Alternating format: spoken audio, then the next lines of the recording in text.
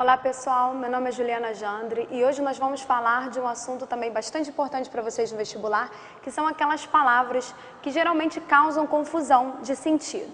Por exemplo, se eu perguntasse para vocês como é que a gente fala atual em inglês, aposto que a primeira opção que vocês falariam seria actual. Só que na verdade actual tem um outro sentido que não é atual. A palavra mais apropriada para atual seria current, como vocês podem observar nesses exemplos aqui. Então, I need the actual figures, not an estimate. Se você encontrar uma frase como essa no vestibular, você já sabe que actual não tem o sentido de atual, mas sim o sentido de real. Eu preciso dos números reais e não uma estimativa. Já nesse caso, this is our budget for the current year, nós temos agora a palavra real que nós usamos para o inglês, que quer dizer atual. Então, this is our budget for the current year, quer dizer que esse é o nosso orçamento para o ano atual.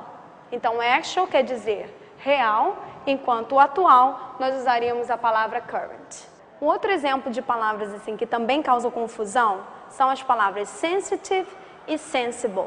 Vocês sempre pensam que sensible é a palavra para sensível, só que na verdade não é. Para sensível, nós usamos sensitive e sensible, por sua vez, seria sensato ou sensata.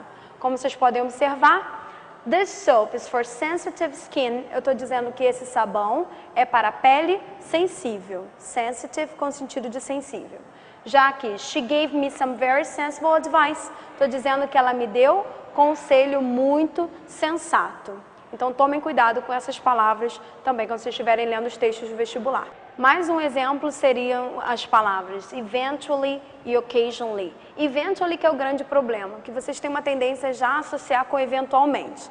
Só que, como vocês podem perceber por esse exemplo, não quer dizer eventualmente. She hopes to get a job on the local newspaper and eventually work for the Times, quer dizer que ela espera conseguir um trabalho no jornal local para, no final das contas, para que depois ela possa trabalhar no jornal maior, que seria aqui no caso The Times. Então a gente percebe que o eventually, ele está dando no caso a sucessão das coisas, que no final das contas é esse o objetivo maior dela. Então eventually não tem esse sentido de eventualmente. Então qual seria a palavra que a gente usa com esse sentido de eventualmente?